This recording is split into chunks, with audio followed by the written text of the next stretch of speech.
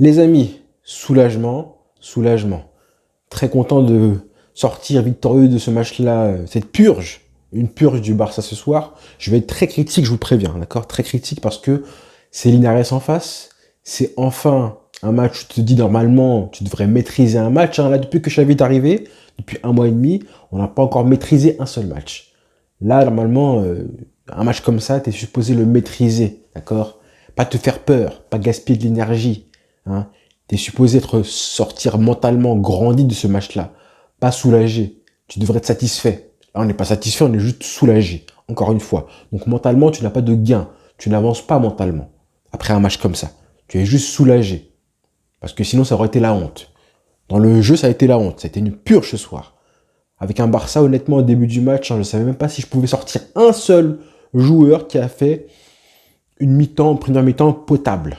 J'ai envie de dire, les Busquets, qui a fait, je pense, un gros match dans l'ensemble. Mais au début du match, hein, 11 joueurs horribles. Allez, 10, 9, allez, 9, 10 joueurs horribles, sans Busquets. Du gardien de but, Neto, et on en reparlera de lui, jusqu'à l'attaquant. Vraiment, on a vu un Barça faible, en fait. Là, je me suis dit, hein, au bout de 30 minutes, je me suis dit, mais en fait, tactiquement, ça sert à rien de parler.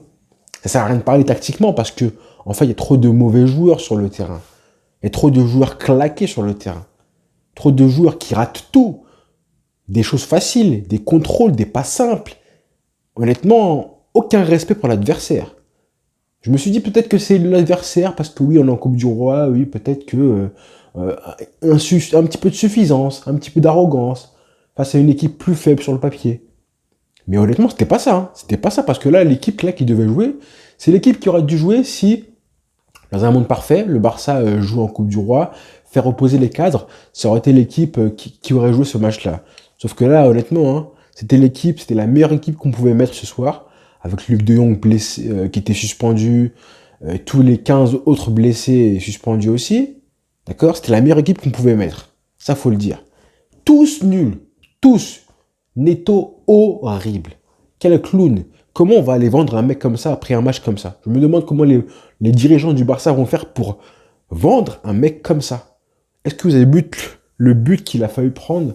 Heureusement, c'était hors jeu, parce que là, si tu prends ce but-là, je pense que jusqu'à la fin du match et les prolongations, mentalement, il aurait été paralysé, on aurait été éliminé, d'accord? Mais horrible, Neto, mais c'est pas le pire, hein. Le pire, c'est honnêtement ce que j'ai vu de Jordi Alba, de Riqui Puig. Début du match horrible, catastrophique. Mingueza, bon, bah toi, on sait que t'as pas le niveau. Mais Jordi Alba et Riqui Puig, hein, je pense que ce seront eux qui seront le plus critiqués par tout le monde, hein, les fans. On a vu ce qu'ils ont fait ce soir. Riqui Puig, hein, il a été très nul. Il a été très mauvais. Honnêtement, catastrophique. Le mec, tu sens qu'il est absent. Son cerveau est éteint, d'accord? Il fait des pertes de balles super bêtes. Des choses que tu dis, mais en fait, réfléchis, t'es pas un poussin, frère. Lève la tête avant de passer ton ballon. Même si ton coéquipier est à 5 mètres de toi, réfléchis et fais une passe intelligente, d'accord? Ça, il a raté. Moi, un joueur qui rate tout comme ça, d'accord, je vais le critiquer, il a été très très nul. Parce que là, honnêtement, hein, il perd des points. Je pense que sa chance, elle va passer très vite là. Avec le retour de Pedri, Gavi, il joue, mais il a de la chance, et là, il a perdu des points, et que là, je pense que là, il va être condamné.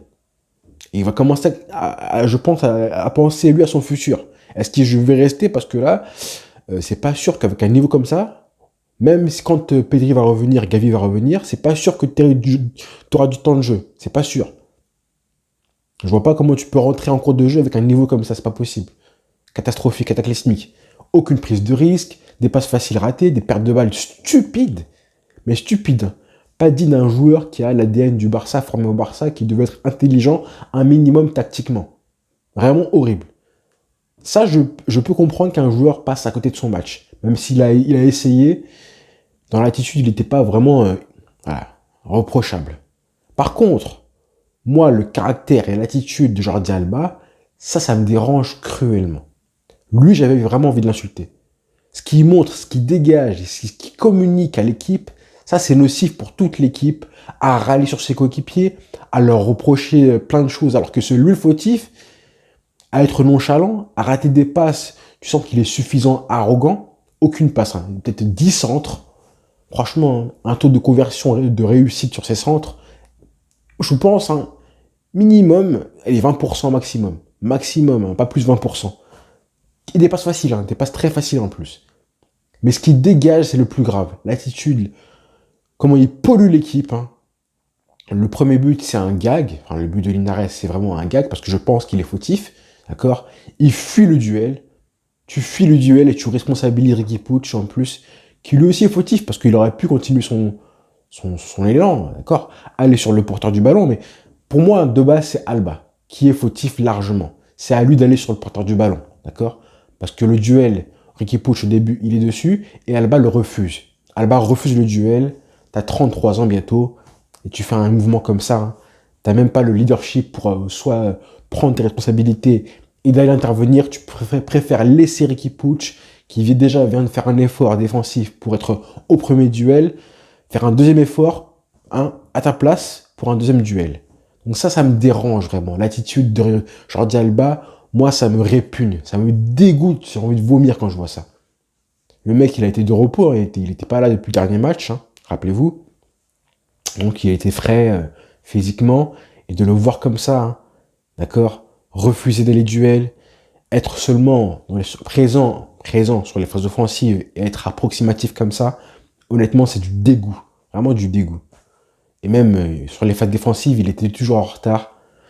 Donc franchement, Jordi Alba, lui, c'est un gros point noir dans le match. Son attitude, c'est plus grave, largement plus grave, de voir un joueur comme ça jouer, plutôt que de voir Riqui Puig et ses erreurs. Largement pour moi. Heureusement que Xavi fait des changements dès la mi-temps. Il fait rentrer Frenkie de Jong, qui malheureusement s'est blessé. Et lui, je pense que ça va être un petit peu un bon petit moment. Heureusement que Pedri va revenir, j'espère, pour le Real Madrid. Et il fait rentrer donc Dembélé aussi, qui change le match, évidemment. Dembélé qui marque ce but-là, c'est tellement symbolique, comme par hasard, ça devait être lui. Ça devait être lui, comme m'a dit Massiane sur Twitter. Ça devait être lui qui marque ce but-là. Mais c'est pas lui qui est fort. D'accord, il est fort, mais c'est pas lui qui est extraordinaire, j'ai envie de dire. C'est parce que toute l'équipe est nulle que lui, il sort du lot, en fait. C'est vraiment ça. Hein. C'est parce que toute l'équipe est horrible que lui, avec le petit coup de gaz qu'il a, avec la fatigue adverse, juste il rentre en jeu, il crée des différences. Donc c'est pas lui qui est extraordinaire, c'est vraiment l'équipe qui était horrible à chier. Donc heureusement qu'il rentre, hein, Ousmane Dembélé, qui est l'équipe, même si, voilà, on a égalisé, mais quoi qu'il arrive, hein, c'était brouillon, pas de jeu, pas d'action, tactiquement trop faible, techniquement, surtout techniquement, le nombre de ratés que j'ai vus, de mauvais contrôles, de Nico Gonzalez plusieurs fois, d'Ousmane Dembélé, de Jordi Alba, toutes ces approximations techniques tout simplement, qui montrent qu'on n'était pas dans un bon joueur, pas au rendez-vous, qu'on a manqué de respect à l'adversaire, honnêtement, je trouve. On marque sur un but un petit peu chanceux de Dembélé, et heureusement qu'il marque, parce que c'est évidemment le déclic du match. À ce moment-là, évidemment, l'adversaire est 3e division, hein, ils sont fatigués, ils ont fait des efforts.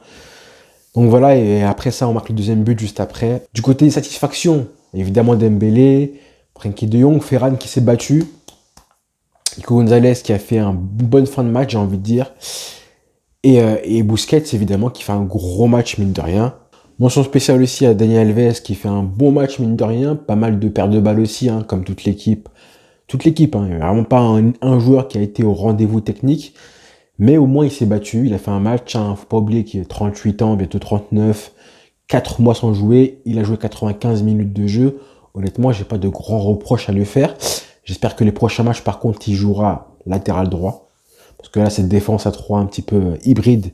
J'ai encore du mal un petit peu avec ce que Xavi a l'intention de faire. Parce que là, il met quand même 4 défenseurs centraux au poste en défense, en fait. Mais les latéraux, comme Araujo, c'est un défenseur central. Tout ça, c'est un peu compliqué tactiquement. Donc, on espère que ça va aller dans le mieux et tactiquement les prochains matchs. Mais comme j'ai dit, hein, là, c'est du soulagement, c'est pas de la satisfaction.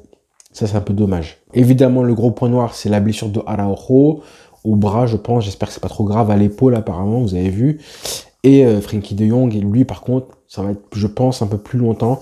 Il devrait pas être là face au Real Madrid. C'est vraiment dommage hein, pour certains joueurs qui devaient marquer des points, s'affirmer comme Riqui Puig et tout, qui fassent une prestation comme ça me désole, ça me dégoûte. Je suis vraiment dégoûté parce que c'est un genre de match, c'est le genre de match où vraiment tu prends confiance.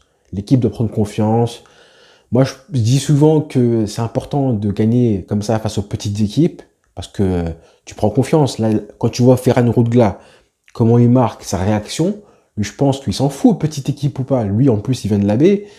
Lui, il s'en fout. Il veut marquer et quand il marque, il est soulagé. C'est un but qui va compter pour sa confiance, comme s'il avait marqué face à une grosse équipe de Liga. D'accord? Donc, comme quoi, c'est important de gagner ces matchs-là face aux petits parce que tu te bâtis une confiance pour la suite. Là, malheureusement, ben voilà, tu sors pas forcément vainqueur mentalement de ce match-là. Et c'est dommage. C'est vraiment dommage. Donc voilà les frères, soulagement, hein, soulagement, mais à chaud comme ça me prend énormément au cœur. On n'a pas envie de revivre encore une Coupe du Roi avec des up and down et des prolongations, des matchs étriqués comme ça. On n'a pas envie de ça. On n'a pas envie de ça. On veut quand même récupérer un effectif pour que prochainement, en janvier, on gâche pas trop de force dans la bataille des matchs comme ça. Là, on a gâché quand même des forces, de l'énergie à battre une Détroit, alors qu'on a un match hyper important ce week-end. Donc voilà les frères, on avance, et puis ben, rendez-vous très vite. Bonne soirée à tous les frères, ciao.